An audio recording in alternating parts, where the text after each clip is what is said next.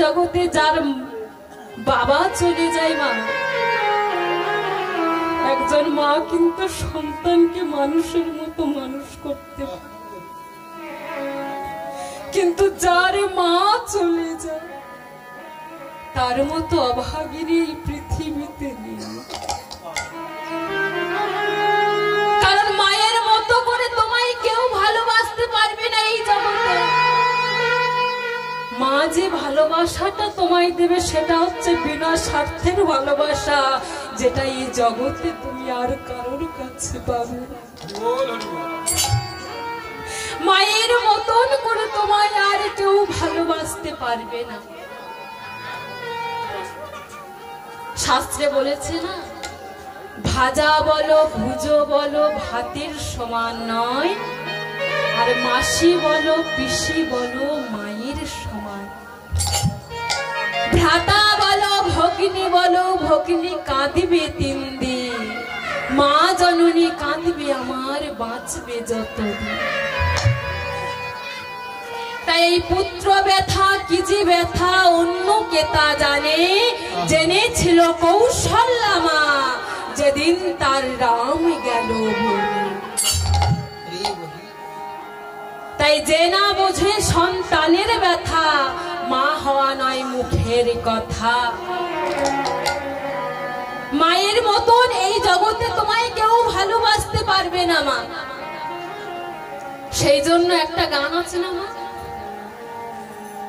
মায়ের এক ফোঁটা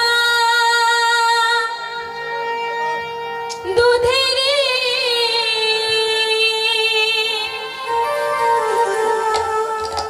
শোধ হবে না কোনো দিন,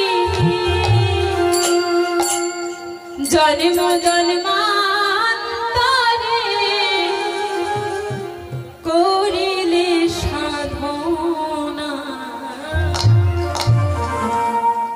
দয়াবতী দরদিনী মা,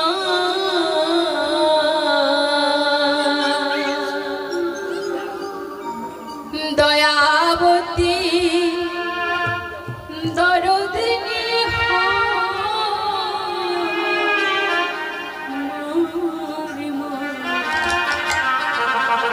দয়াবতী দরদিনী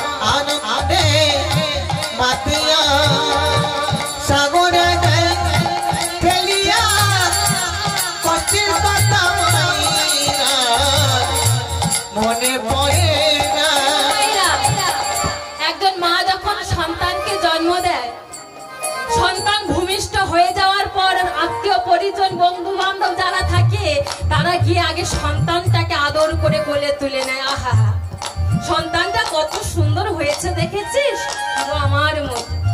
কিন্তু কেউ একবারও ভেবে দেখলো না যে মা কত কষ্ট করে জীবনে রিস্ক নিয়ে একটা সন্তানকে মানুষ করলো, জন্ম দিল। তাকে গিয়ে কেউ জিজ্ঞাসা করে না যে হ্যাঁ গো তুমি কেমন আছো। সেই জন্য বলছে পিতা আনন্দেতে মাতিয়া কোলে নিল তুলিয়া, মায়ের কষ্টের কথা কেউ তো জানলো না। পিতা আনন্দে মাতিয়া সাগরে গায়ে ফেলিয়া, কষ্টের কথা মনে থাকে না। সন্তানের দায় কত মাঝে প্রাণ হারা,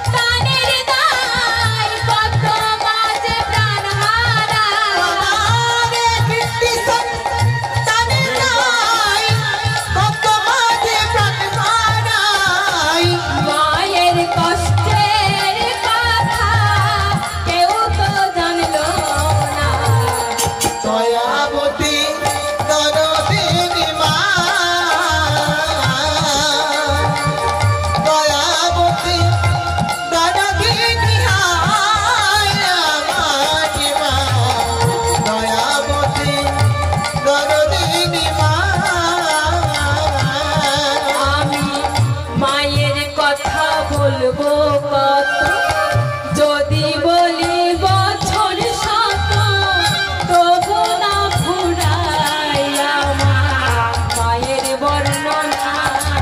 আমার মায়ের কথা বলবো কত, যদি বলি বছর শত তবু না ফুরাই আমার মায়ের বর্ণনা। আমার মায়ের কথা বলবো কত, যদি বলি বছর শত তবু না ফুরাই আমার মায়ের বর্ণনা। মায়ের কথা বলবো কত, যদি বলি বছর শত তবু না ফুরাই আমার মায়ের বর্ণনা।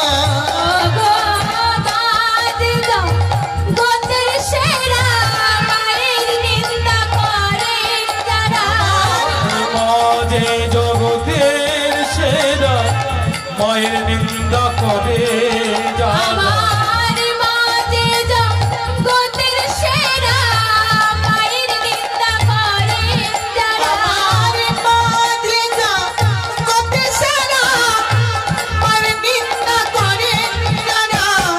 তাদেরকে তো মানুষ বলে কেউ মনে করে না। দয়াবতী দরদিনী মা, দয়াবতী দরদিনী হায় আমার মা, দয়াবতী দরদিনী মা। হৃদয় গৌর হরি বল,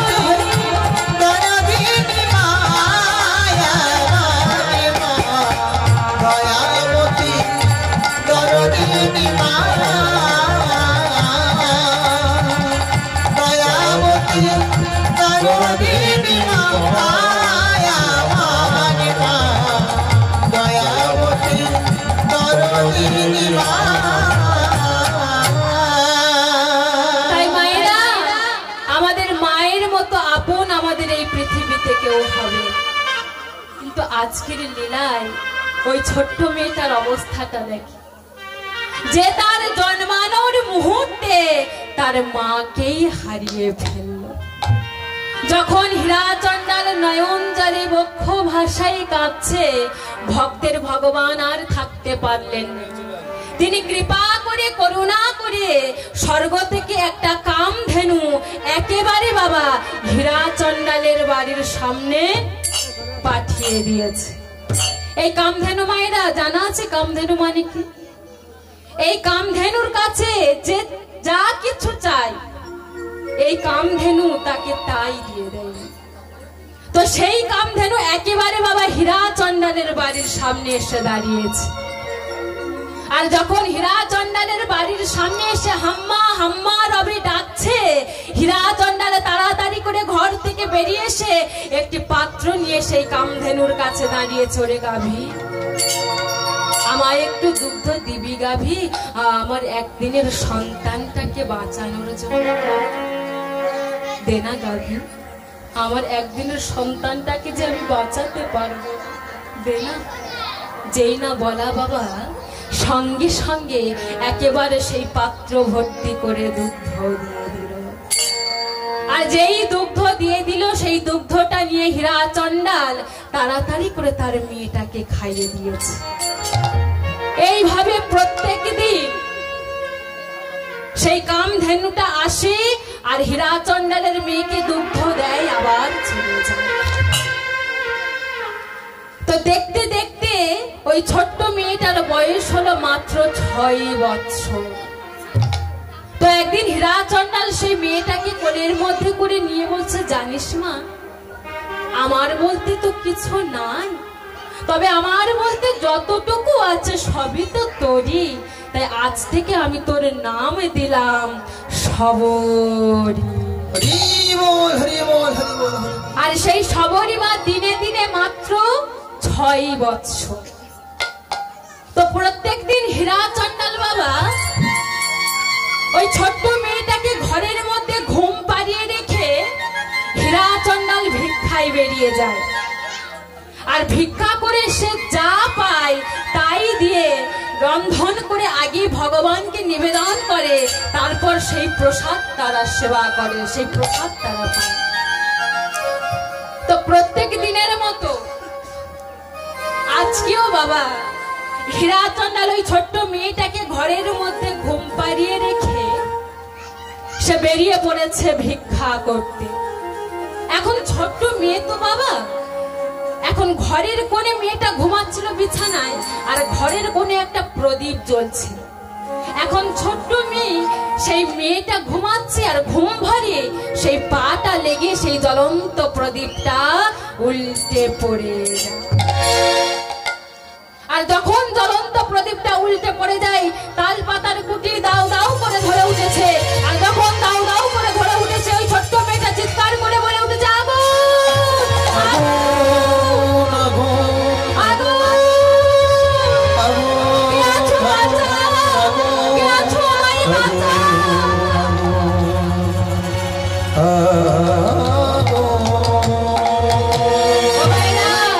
এমন সময় তাকে বাঁচাবে কি? স্বর্গ থেকে ছুটে এসেছে সেই কামধেনু। কামধেনু ছুটে এসে সেই আগুনের মধ্যে থেকে সেই ছোট্ট সবরীকে বার করে এনে তার উদরের নিচে বসিয়েছে যত্ন করে। এদিকে হীরা চণ্ডাল কিন্তু কিছু জানে না। হীরা চণ্ডাল ভিক্ষায় গিয়েছিল, আর ভিক্ষা করে যা পেয়েছে সেই চাল ডালটা নিয়ে যতক্ষণে দুয়ারের সামনে এসে দাঁড়িয়েছে, দেখছে তার তাল পাতার কুটির পুড়ে ছাই হয়ে গেছে। চিৎকার করে বলে উঠেছে, বলো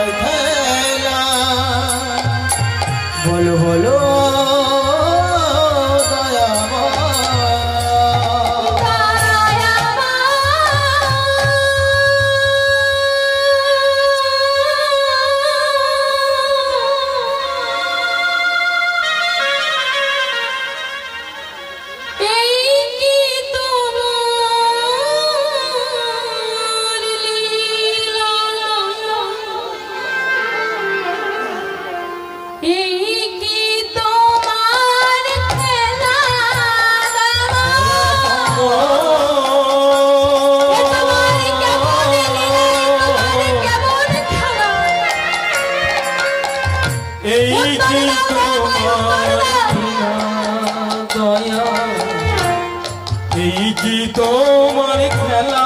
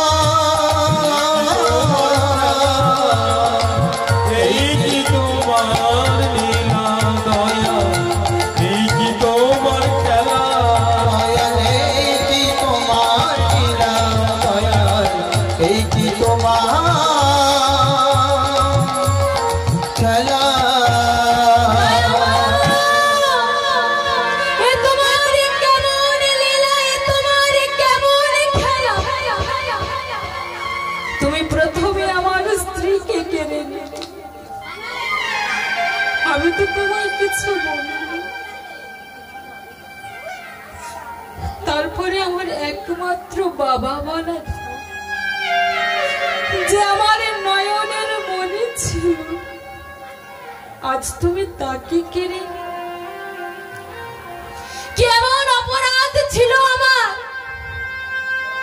কেমন অপরাধ তোমার চরণে করেছি যে আমার একমাত্র বাবা বলা ধন আজ তুমি তাকে কেড়ে নিলে।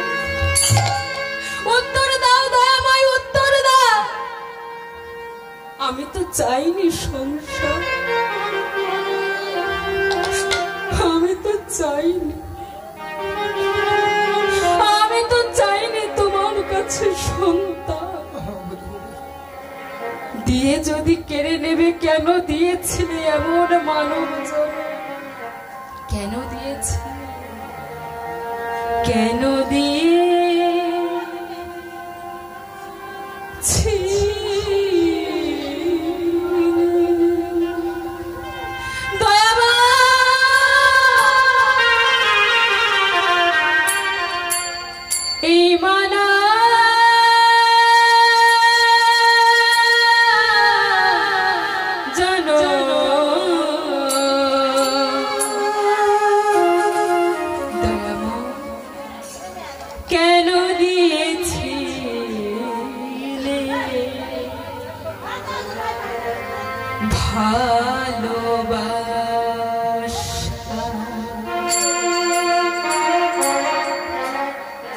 কেন দিয়েছি ছি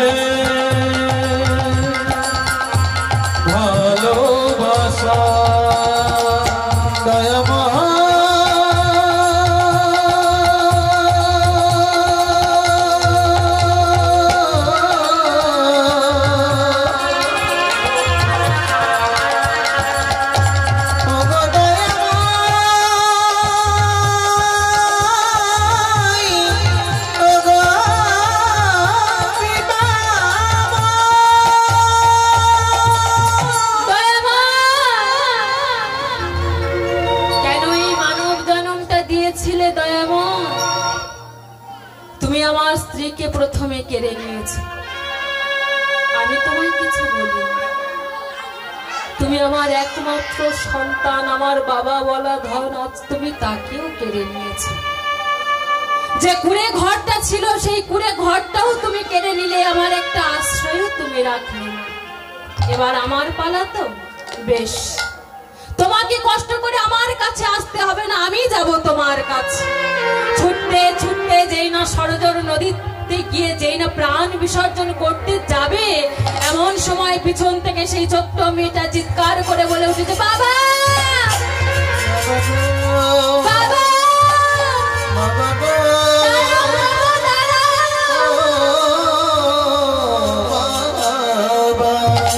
চমকে উঠেছে হীরাচন্দ্র। কে? এ তোমার সবরের কণ্ঠ, এ তোমার সবরের কণ্ঠ। যেই না পিছন ঘুরে তাকিয়েছে, দেখছে তার সেই ছোট্ট মেয়ে সবরী সেই গাভীর উদরের নিচে বসে ভগবানের নাম গাইছে। ছুটতে ছুটতে গিয়ে সেই মেয়েটাকে কোলে তুলে নিয়ে বলছে, হ্যাঁ মা, তোর কোথাও লাগেনি তো? বল না মা, তোর কোথাও লাগেনি তো? বাবা, রাখে হরি তো মারে কে, আর মারে হরি তো রাখে কে? বাবা, হরি যদি একবার মনে করে সে রাখবে, কারোর সাধ্যি আছে যে আমায় তোমার কাছ থেকে কেড়ে নেবে? এই গাভী যে আমায় বাঁচিয়েছে বাবা, এই গাভী আমায় বাঁচিয়েছে। যেই না মেয়েটাকে কাছে পেয়েছে, কোলের মধ্যে তুলে নিয়েছে, সেদিন থেকে হীরাচন্দাল বাবা আবারও নতুন করে একটা কুড়ে ঘর তৈরি করেছে। বাবা মেয়ের সংসার বেশ ভালোই চলে যাচ্ছে, কিন্তু ভগবান বারবার বলছে না, যে করে আমার আশ আমি করি তার সর্বনাশ। তথাপি যদি না ছাড়ি পাশ, আমি তখনই হই তার দাসের। তাই বেশ কিছুদিন যেতে না যেতে ওই হীরাচন্দাল মাত্র 3 দিনের জ্বরে দৈব দুর্ঘটনায় ওই হীরাচন্দালের মৃত্যু হয়ে গেল। এই একবার ভেবে দেখুন তো মায়েরা, এইবার এই ছোট্ট মেয়েটার অবস্থাটা কি হবে, যার মাত্র 6 বছর বয়স, জন্মানোর মুহূর্তে সে মাকে হারায়। মাত্র 6 বছর বয়সে সে তার বাবাকেও হারিয়ে ফেললো। তার জীবনে আর কি আছে? দয়াময়ের কাছে কাঁদতে কাঁদতে বলছে, দয়াময়, তুমি জন্মানোর মুহূর্তে আমার মাকে কেড়ে নিলে, মাত্র 6 বছর বয়সে তুমি আমার বাবাকে কেড়ে নিলে, এবার আমি কোথায় যাব দয়াময়? উত্তর দাও দয়াময়, আমি কোথায় যাব? যখন কাঁদছে, যার দুয়ারে যায় বাবা সবাই কটু কথা বলে তাড়িয়ে দেয়। তাই সেই ছোট্ট মেয়েটা মনে মনে চিন্তা করলো, আজ থেকে আমি সাধু সঙ্গ করব, আজ থেকে আমি সাধু সেবা করব, যেমন বলা তেমন কাজ। কারণ ওই পঞ্চবটির বনে এক ধারেই ছিল মাতঙ্গ মুনিদের আশ্রম। আর সবরই কি করতো জানেন মায়েরা? প্রত্যেক দিন সেই মাতঙ্গ মুনিদের আশ্রমের ঠিক পিছন দিকটাই গিয়ে লুকিয়ে থাকতো সকলের আড়ালে। কেন জানেন মায়েরা? ওই মাতঙ্গ মুনিরা, ওই সাধু মুনি ঋষিগণরা যে সেবাটা নিত, যে সেবাটা নিয়ে যেটা উচ্ছিষ্ট হতো, যে উচ্ছিষ্টটা ফেলে দিত, সবরই প্রত্যেক দিন সবাই আড়ালে সকলকে লুকিয়ে সেই আশ্রমের পিছনে গিয়ে সেই উচ্ছিষ্ট এঁঠো পাতায় উচ্ছিষ্ট প্রসাদ গুলো সেবা করত। এত কষ্ট তার জীবনে, কিন্তু এতে সবরীর কোনো দুঃখ নাই।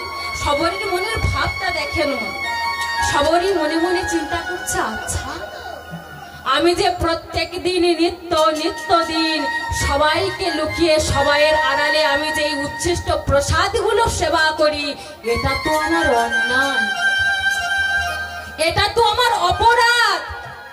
কারণ শাস্ত্রে বলেছে, কেউ যদি তোমায় 1 গুণ দেয়, তাকে দ্বিগুণ দিয়ে তাকে শোধ করে দিতে হয়। তাই সেদিন থেকে সবারই কি করতো জানো মা, প্রত্যেক দিন সবাইয়ের আড়ালে ওই রাত্রিকালে বনের মধ্যে গিয়ে শুকনো শুকনো ডাল ভেঙে সেই ডাল দিয়ে কাষ্ঠের বোঝা বেঁধে মাথায় করে নিয়ে এসে মাতঙ্গ মুনিরা যে আশ্রমে থাকতো সেই আশ্রমে রন্ধনশালায় সে রেখে দিত। শুধু তাই নয় মা, প্রত্যেক দিন মাতঙ্গ মুনিরা যে পথ ধরে তারা স্নানের ঘাটে যেত সেই পথ সে প্রত্যেক দিনই নিজের হাতে ঝাঁট দিয়ে পরিষ্কার করে দিত। এত কষ্ট করত সে, কিন্তু এদিকে সাধু মুনি ঋষিগণ মহা চিন্তায় পড়েছে যে কে কে প্রত্যেক দিন সকলের আড়ালে সবাইয়ের আড়ালে কে প্রত্যেক দিন আমাদের রন্ধনশালায় এসে কাষ্ঠ রেখে যাচ্ছে, কে কার এত উদার মনোবৃত্তি মনের মধ্যে জাগ্রত হয়েছে যে প্রত্যেক দিন সকলের আড়ালে আমাদের এই রন্ধনশালায় এসে কাষ্ঠ রেখে যাচ্ছে, কে সেটা তো আমাকে জানতে হবে। আর আজকেই জানতে হবে যে কার এত উদার মনোবৃত্তি মনের মধ্যে জাগরিত হয়েছে। তাই জানবার জন্য সাধু মুনি ঋষিগণরা কি করলো জানেন বাবা, সেই রাত্রিকালে সেই আশ্রমের মধ্যে বসে থাকলো সারা রাত্রি জেগে। আর সবারই প্রত্যেক দিনের মতো আজকেও ওই রাত্রিকালে সবাইয়ের আড়ালে সকলকে লুকিয়ে ওই বনের মধ্যে গিয়ে শুকনো শুকনো ডাল ভেঙে সেই ডালের কাষ্ঠ বেঁধে মাথায় করে নিয়ে চলেছে। আর নিজের মনকে বলছে, কি বলছে, ওরে চল রে আমার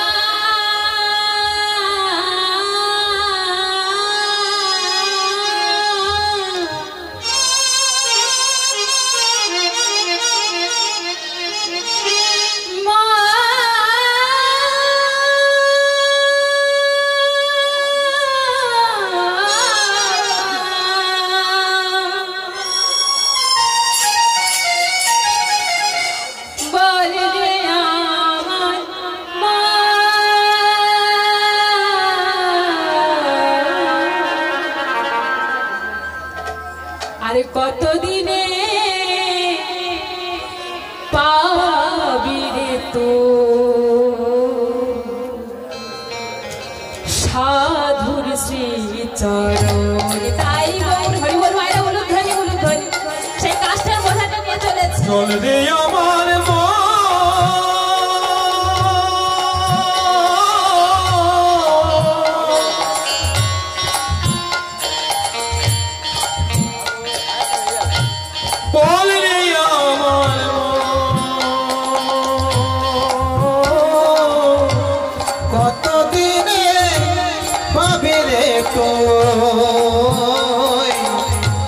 সাধু শ্রীচরণ,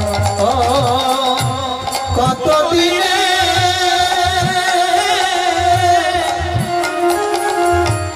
পাবি রে তো সাধুর শ্রীচরণ। একবার চল রে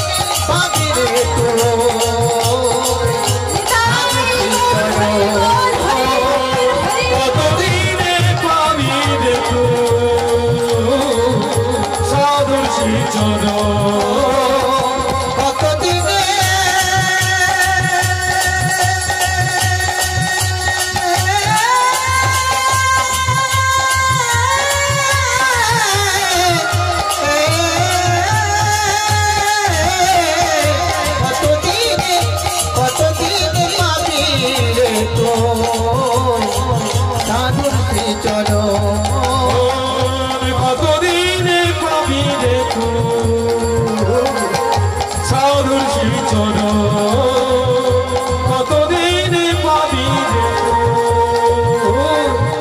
সাধুর সেই চরণ। এইভাবে কাষ্ঠের বোঝাটা মাথায় করে নিয়ে বদনে নাম গাইতে গাইতে আজকের সেই মাতঙ্গ মুনিদের আশ্রমে এসে সেই কাষ্ঠের বোঝাটা ফেলেছে। আর যেই না ফেলেছে এমন সময় সেই মাতঙ্গ মুনিরা ছুটতে ছুটতে এসে সেই শবরের হাতটাকে চেপে ধরে,